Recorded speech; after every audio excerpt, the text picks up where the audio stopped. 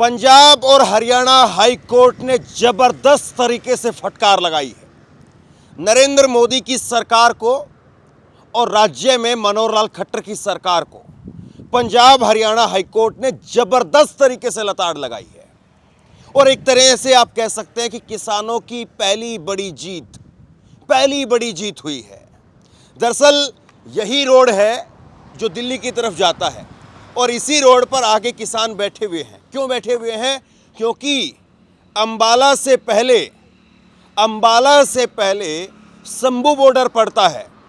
पंजाब और हरियाणा का बॉर्डर है शंभू बैरियल और वहां पर पुलिस ने जबरदस्त तरीके से बैरिकेडिंग की है और इसको लेकर के जबरदस्त तरीके से फटकार लगाते हुए हरियाणा पंजाब हाईकोर्ट ने कहा है कि किसके कहने पर आपने हाईवे को जाम किया है। यह पंजाब और हरियाणा हाईकोर्ट ने कहा है। तो सीधे तौर पर नरेंद्र मोदी की सरकार को, केंद्र सरकार को और भाजपा की सरकार को कटघरे में खड़ा कर दिया है। राहुल गांधी का एक फोन आया आज और राहुल गांधी ने एक फोन किया आर्मी के रिटायर्ड फौजी से और उससे बात की और राहुल गांधी से उसने कहा कि हम आतंकवादी नहीं हैं, लेकिन हमारे ऊपर रबड़ बुलेट्स छोड़ी जा रही है। और इसके साथ साथ एक और बड़ी खबर मैं आपको बताने वाला हूं। किसान नेता गुरनाम चढ़ूनी हरियाणा पहुंचने से पहले उन्होंने एक बैठक बुलाई है। गुरनाम चढ़ूनी अभी तक इस मोर्चे में शामिल नहीं थे, तो गुरनाम चढ़ूनी भी अब इस मोर्चे में शामिल हो सकते हैं। तो यह भी बड़ी खबर मैं आपको देने जा रहा हूं। लेकिन सबसे पहले आप हाईकोर्ट की खबर सुनिए। पंजाब और हरियाणा हाईकोर्ट के अंदर जब इस मामले को लेकर के, किसान आंदोलन को लेकर के सुनवाई हो रही थी, तो उस वक्त में हरियाणा पंजाब हाईकोर्ट ने कहा, ये आप खबर भी देख रहे हैं न्यूज़ 24 की, हरियाणा पंजाब हाईकोर्ट ने कहा कि किससे पूछ करके आपने हाईवे बंद कर रखे हैं। किसान हाईवे पर जुट रहे थे क्योंकि उनके पास में जुटने और आंदोलन का अधिकार है। ये हरियाणा पंजाब हाईकोर्ट ने कहा है। किससे पूछ करके आपने हाईवे बंद कर रखे हैं? किसानों को बैरिकेड्स के जरिए रोकने पर राज्य व केंद्र पर भड़का हरियाणा पंजाब हाईकोर्ट। ये न्यूज़ 24 की अभी की इसी वक्त की मैं आपको ब्रेकिंग न्यूज़ एक तरह से दे रहा हूं। देखिए, पंजाब है इस तरफ, पंजाब से और किसान हरियाणा होते हुए दिल्ली की तरफ जा रहे हैं, दिल्ली कूच कर रहे हैं। और पंजाब में सरकार ने, पुलिस ने नहीं रोका। उन्होंने कहा, उनकी तरफ से पक्ष आया कि किसान शांतिप्रिय ढंग से जा रहे हैं, यहाँ पर कोई तोड़फोड़ नहीं की किसी तरह से। पंजाब के अलग अलग ज़िलों से किसान होते हुए निकले हैं और उसके बाद में हरियाणा में भी अलग अलग जगहों से किसानों की ट्रॉलियाँ निकल रही है। लेकिन हरियाणा के अंदर पुलिस बैरिकेड लगा करके किसानों को रोकने का काम कर रही है। और ये बात लगातार किसान भी कहते रहे कि जब हम हरियाणा की धरती पर अभी पहुँचे भी नहीं हैं, उससे पहले हम पर बुलेट्स क्यों चलाई जा रही, रबड़ बुलेट्स क्यों चलाई जा रही है।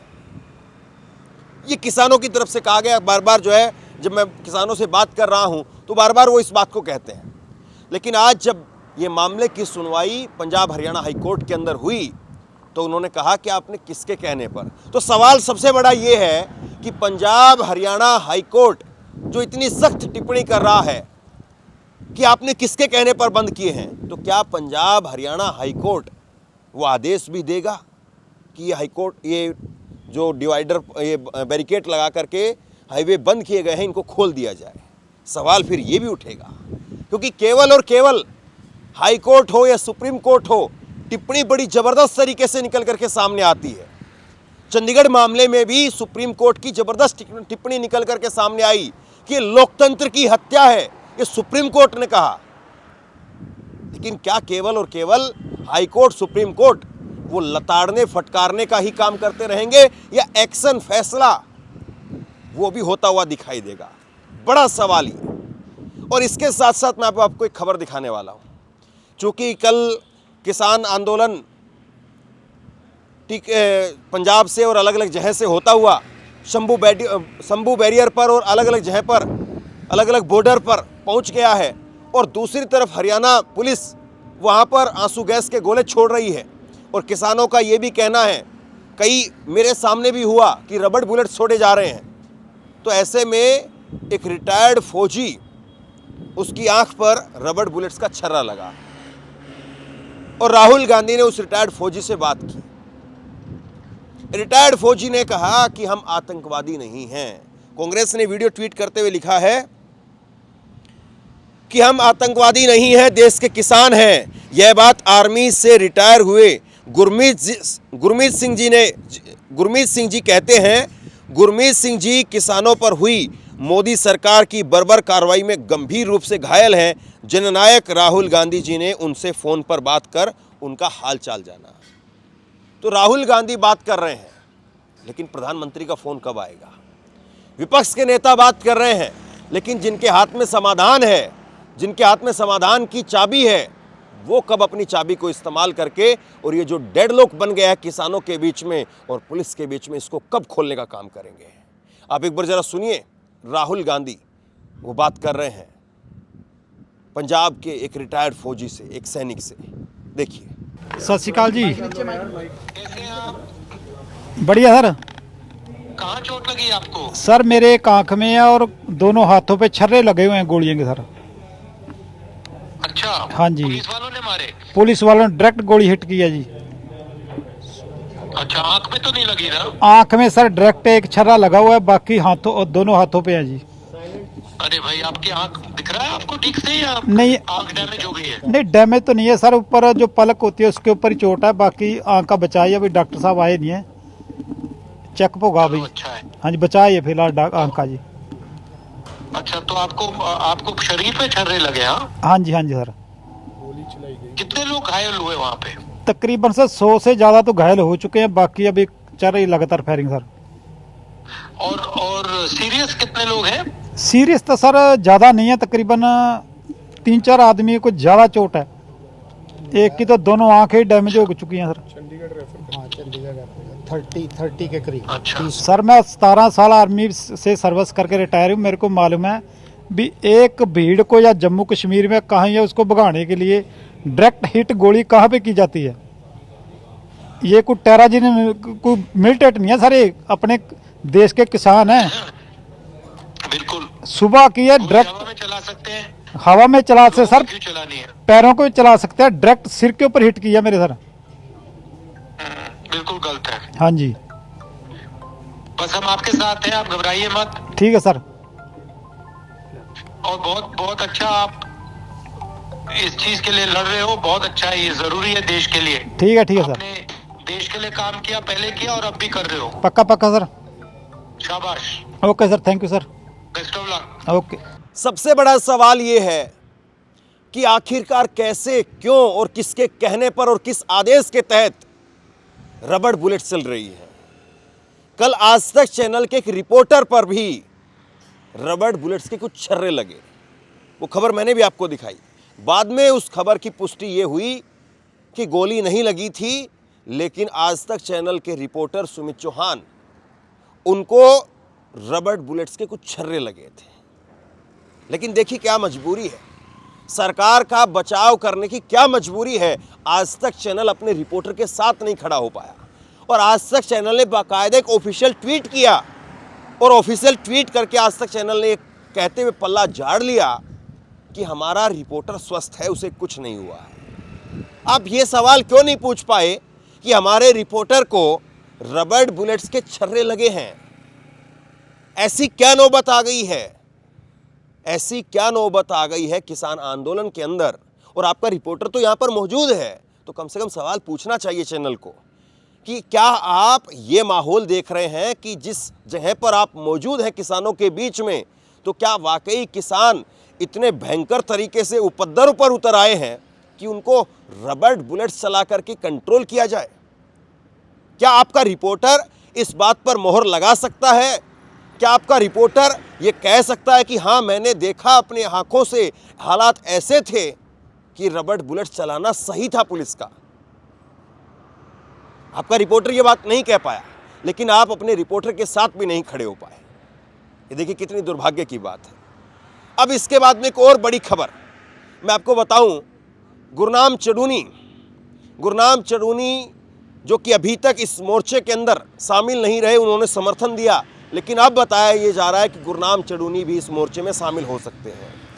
ये स्क्रीनशॉट आप देखिए, गुरनाम चडूनी ने ट्वीट किया है बाकायदा। उन्होंने कहा है कि किसानों की सभी मांगे जायज़ हैं, सरकार किसानों के साथ सख्ती से पेश ना आए और कोई ऐसा कदम सरकार ना उठाए कि उन्हें संभालना मुश्किल हो जाए।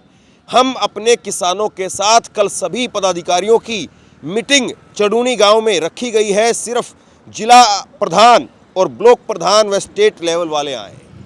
तो गुरनाम चडूनी अपने नेताओं के साथ बैठक कर रहे हैं। मैं ये बात ज़रूर कह सकता हूं, चूँकि मैं ग्राउंड पर मौजूद हूं, कि भले ही कई किसान संगठन, उनके अगुवा, उनके बड़े नेता वो आधिकारिक तौर पर इस आंदोलन में नहीं पहुंचे हों, लेकिन उनके झंडे, उनके कार्यकर्ता वो आंदोलन में ज़रूर दिखाई दिए हैं। एक बार सुनिए आप गुरनाम चडूनी क्या कह रहे हैं, और गुरनाम चडूनी का इस आंदोलन में जुड़ना, वो हरियाणा में उसका क्या रोल रहेगा, फिर इसके बाद मैं आपको बताऊंगा। पहले आप सुनिए। साथियों नमस्कार।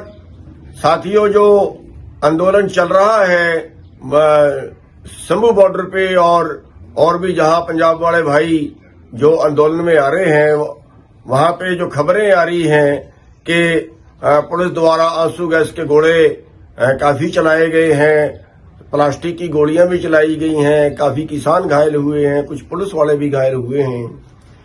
हमारा सरकार से कहना है कि सरकार संयम बरते, इस तरह से किसानों के ऊपर ज्यादती ना करे। ये कोई विदेशी किसान नहीं है, कोई ये सीमा का बॉर्डर नहीं है जहां पे इस तरह का व्यवहार किसानों से किया जा रहा है।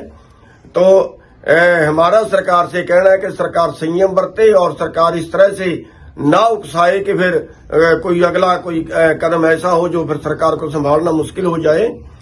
और ये जो मैटर है ये बातचीत से सुलझाना चाहिए, क्योंकि जो मांगे हैं वो मांगे पूरे देश के किसानों की हैं और सही हैं।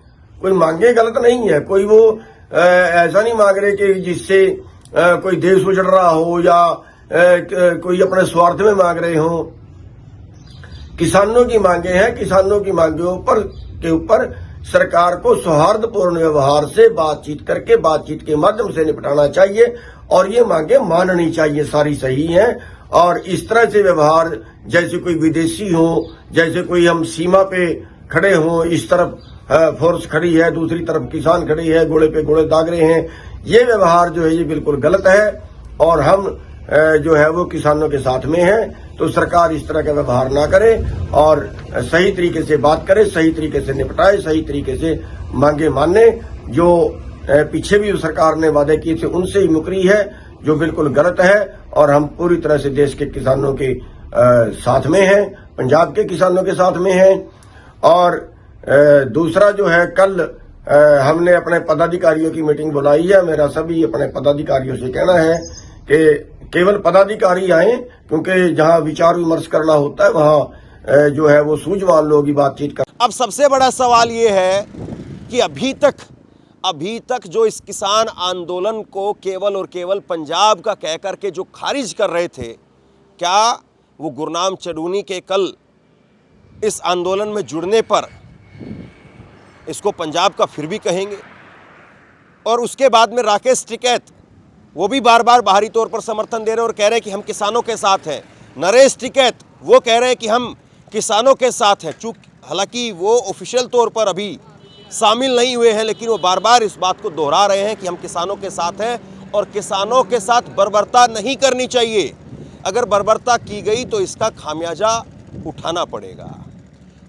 अब सवाल सबसे बड़ा ये है कि एक तरफ हाईकोर्ट लगातार हाईकोर्ट की जो टिप्पणियां निकल करके सामने आ रही है कि ये आपने हाईवे को क्यों बंद किया है, और हाईकोर्ट ने फटकार लगाने का काम किया मोदी सरकार को, हाईकोर्ट ने फटकार लगाने का काम किया मनोहर लाल खट्टर की सरकार को।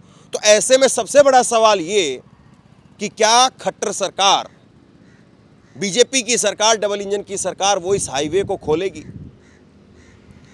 या हाईवे ऐसे की ऐसे बंद रहेगा और हाईकोर्ट में जो टिप्पणी की गई है उसके अगेंस्ट में सरकार जो है वो अपनी तरफ से सरकारी वकील की दलील पेश करे, और अगर उसके बाद में ना हो तो फिर सरकार दूसरे बिंदुओं पर जो है वो विचार करे। लेकिन सबसे बड़ा सवाल यह है कि हाईकोर्ट के इस फैसले ने और कुछ हो नहीं हो, लेकिन लोगों के सामने इस बात को तो क्लियर कर दिया कि ये जो हाईवे बंद है वो किसानों ने नहीं किया बल्कि पुलिस ने बंद किया है।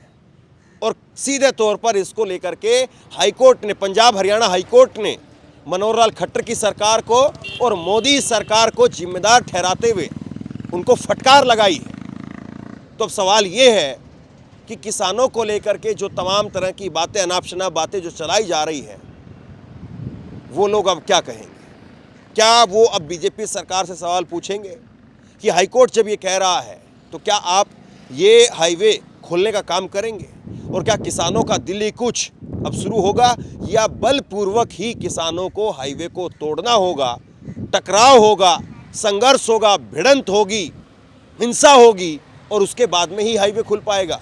और अगर ये सब कुछ होगा तो फिर अमृत काल और अमृत महोत्सव का फिर क्या ही कहा जाए। तो बहरहाल मैं लगातार यहाँ पर मौजूद हूँ और जैसे ही किसान आंदोलन को लेकर के कोई भी घटनाक्रम होता है या कोई भी अपडेट निकल करके सामने आती है, तुरंत मैं आप तक खबर लेकर के आऊँगा। शेयर कीजिए इस खबर को, लोगों तक पहुँचाइए और इसी तरह की तमाम खबरों के लिए ऑनलाइन न्यूज़ इंडिया को सब्सक्राइब कीजिए। साथ में जो बेल आइकन है घंटे उसको ज़रूर दबाइए ताकि जैसे ही कोई खबर अपलोड करें उसकी नोटिफिकेशन सीधे सबसे पहले आपको मिल सके। अगर ये वीडियो फेसबुक पर देख रहे हैं तो फेसबुक पर हमारे पेज को लाइक कीजिए, फॉलो कीजिए और इस खबर को शेयर कीजिए। आपका बहुत बहुत धन्यवाद।